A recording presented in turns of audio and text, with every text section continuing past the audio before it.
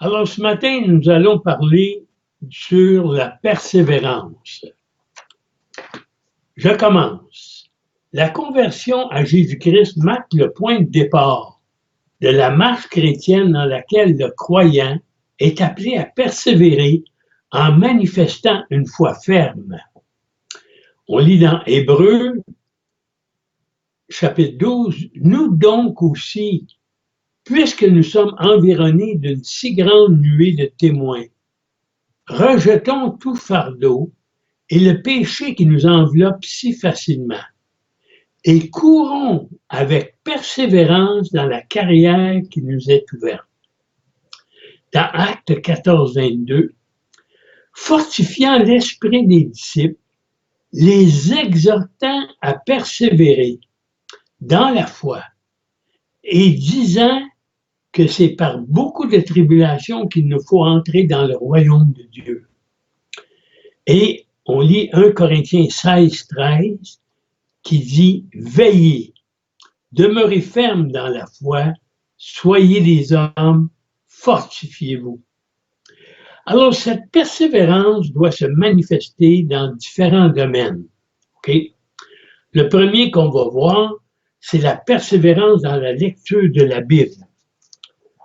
1 Timothée 4, 13 dit « Jusqu'à ce que je vienne, applique-toi à la lecture, à l'exhortation, à l'enseignement. » Et dans 1 Timothée 4, 16, « Veille sur toi-même et sur ton enseignement.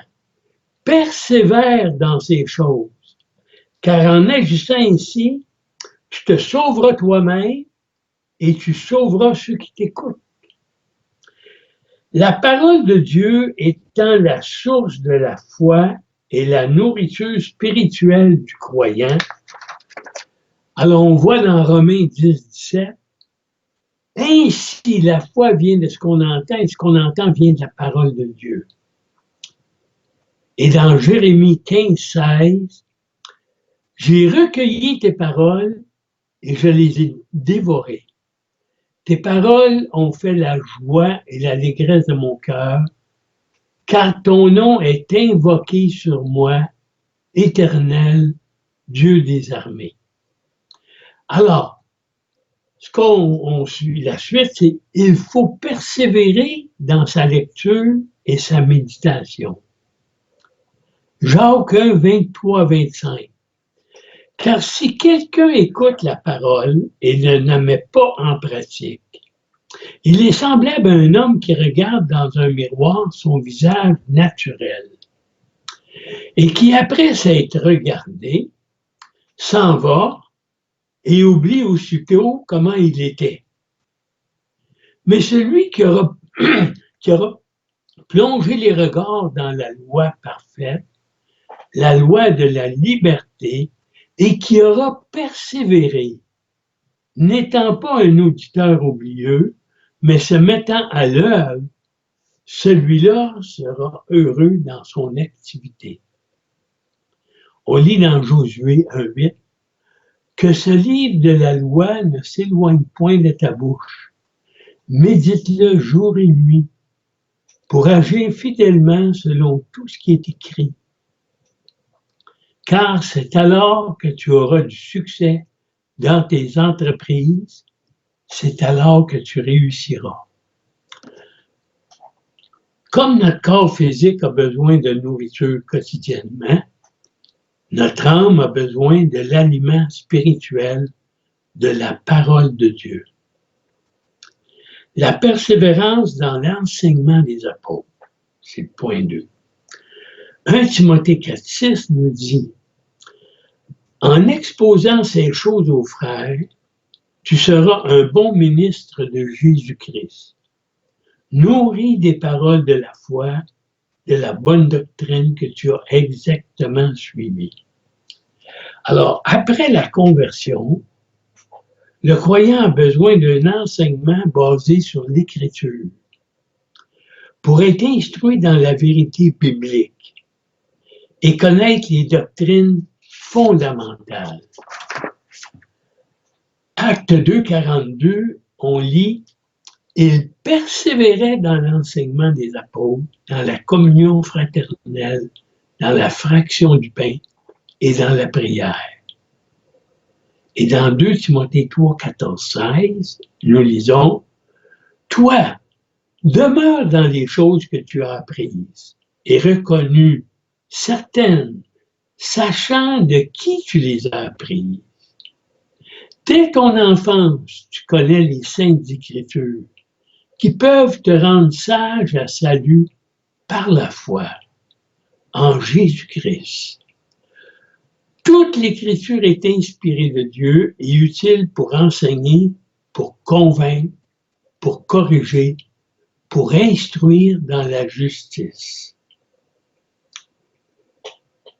Dieu a appelé les hommes, des hommes, pour transmettre cet enseignement. 2 Timothée 2,2 dit « Et ce que tu as entendu de moi en présence de beaucoup de témoins, confie-le à des hommes fidèles, qui soient capables de l'enseigner aussi à d'autres.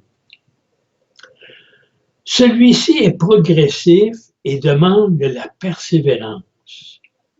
Durant toute la vie du croyant, à la fois dans l'étude de la Bible, dans l'acceptation des vérités révélées et dans la mise en pratique qui en découle. Si vous savez ces choses, on lit dans Jean 13, 17, si vous savez ces choses, vous êtes heureux, pourvu que vous les pratiquiez. On aurait pu écrire là-dedans, pourvu que vous persévérez. Si on les pratique, on persévère. Le point 3, la persévérance dans la prière. Nous lisons dans Colossiens 4, 2, persévérez dans la prière, veillez-y avec action de grâce. Une caractéristique des premiers chrétiens était leur persévérance dans la prière. Tous d'un commun accord, acte 1, 14, tous d'un commun accord persévéraient dans la prière avec les femmes et Marie, mère de Jésus, et avec les frères de Jésus. Acte 2, 42, ils persévéraient dans l'enseignement des apôtres, dans la communion fraternelle, dans la fraction du pain et dans les prières. Aujourd'hui encore, les croyants sont appelés à maintenir ce contact avec Dieu avec la même constance. On lit dans Luc 18, 1, Jésus leur adressa une parabole pour montrer qu'il faut toujours prier et ne point se relâcher.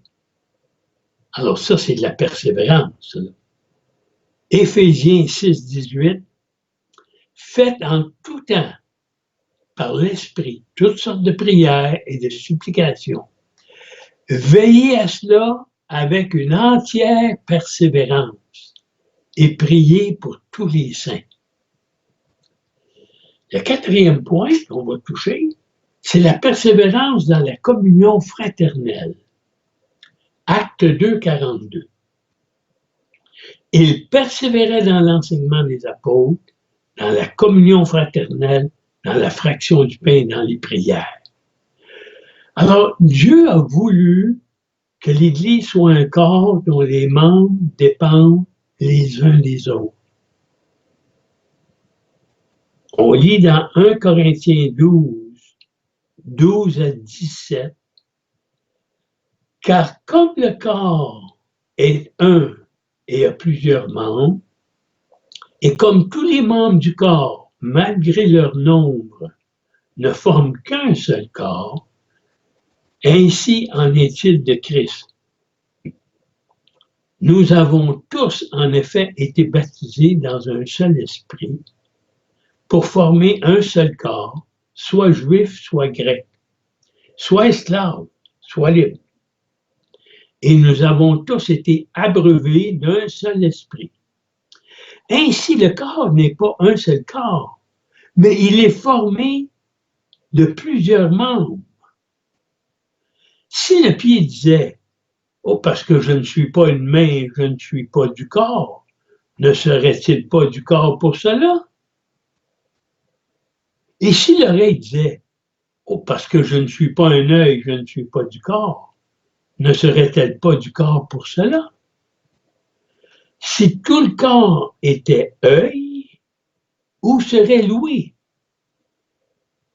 S'il était tout oui, où serait l'odorat?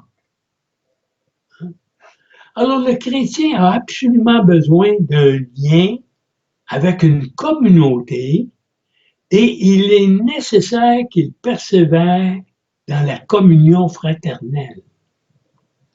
Psaume 133, verset 1 dit, « Voici, oh, qu'il est agréable, qu'il est doux pour des frères de demeurer ensemble. » Proverbe 18, 1.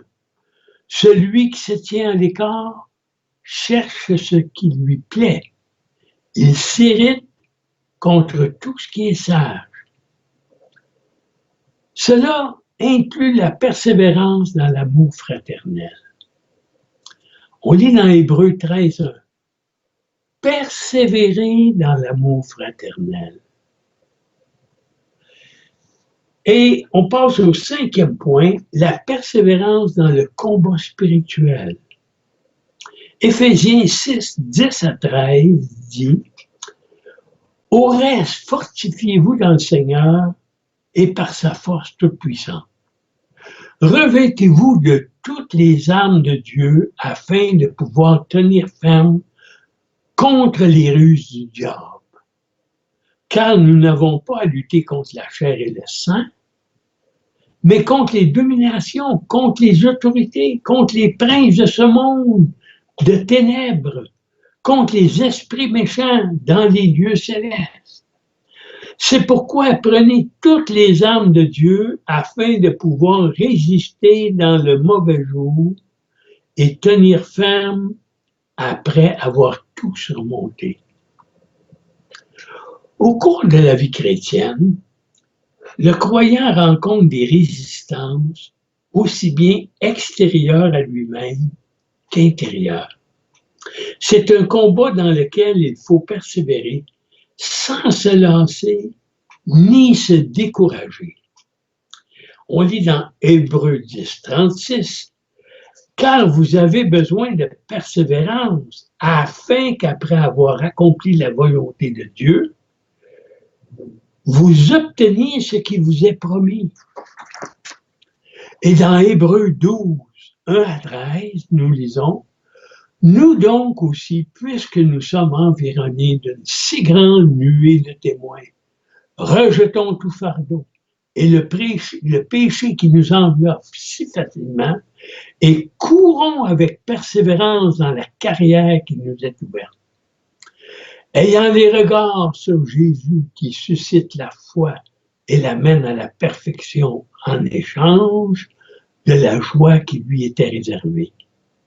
Il a souffert la croix, méprisé, l'ignominie, et s'est assis à la droite du trône de Dieu. Considérez en effet celui qui a supporté contre sa personne une telle opposition de la part des pécheurs, afin que vous ne vous lassiez point l'âme découragée. La Bible exhorte aussi la persévérance au sein de l'épreuve. On voit dans 2 Thessaloniciens 1,4. Aussi, nous glorifions-nous de vous dans les églises de Dieu à cause de votre persévérance et de votre foi au milieu de toutes vos persécutions et des afflictions que vous avez à supporter. Et on lit aussi dans Daniel 6, 20, en s'approchant de la fosse. Il appela Daniel d'une voix triste. Le roi prit la parole et dit à Daniel, « Daniel, serviteur du Dieu vivant, ton Dieu que tu sers avec persévérance, a-t-il pu te délivrer des lions? » En gardant la foi. 1 Timothée 1, 18, 19. La recommandation que je t'adresse, Timothée, mon enfant, selon les prophéties faites précédemment à ton sujet, c'est que d'après elle, tu combats le bon combat en gardant la foi et une bonne conscience. Cette conscience, quelques-uns l'ont perdue et ils ont fait naufrage par rapport à la foi. Et le 6e point, c'est la récompense de la persévérance. À ceux qui persévèrent, Dieu accorde la réalisation de ses promesses. Hébreux 6, 11 et 12 et 15. Nous désirons que chacun de vous montre le même zèle pour conserver jusqu'à la fin une pleine confiance, une pleine espérance, en sorte que vous ne vous relâchiez point et que vous imitiez ceux qui, par la foi et la persévérance, héritent des promesses. Et c'est ainsi qu'Abraham, ayant persévéré, obtint ce qui lui avait été promis. Une récompense. 2 Timothée 4, 7, 8. J'ai combattu le bon combat. J'ai achevé la course. J'ai gardé la foi. Désormais, la couronne de justice m'est réservée. Le Seigneur, le juste juge, me la donnera dans ce jour-là, et non seulement à moi, mais encore à tous ceux qui auront aimé son avènement. 2 Timothée 2, 5. Et l'athlète n'est pas couronné s'il n'a pas combattu suivant les règles. Apocalypse 2, 10. Ne crains pas ce que tu vas souffrir. Voici le diable jettera quelques-uns d'entre vous en prison afin que vous soyez éprouvés et vous aurez une tribulation de 10 jours. Sois fidèle jusqu'à la mort et je te donnerai la couronne de vie. Jacques 1, 12. Heureux l'homme qui supporte patiemment la tentation, car après avoir été éprouvé, il recevra la couronne de vie que le Seigneur a promise à ceux qui l'aiment. Les croyants qui ont persévéré sont honorés par Dieu. Comme les sportifs, vainqueurs sont honorés et réjouis lorsqu'on leur remet leur récompense. Persévère dans ces choses. 1 Timothée 4, 16, et ceci est pour terminer. Veille sur toi-même et sur ton enseignement. Persévère dans ces choses, car en agissant ainsi, tu te sauveras toi-même et tu sauveras ceux qui t'écoutent. Alors, ceci termine notre enseignement pour aujourd'hui. Que le Seigneur vous bénisse. Amen.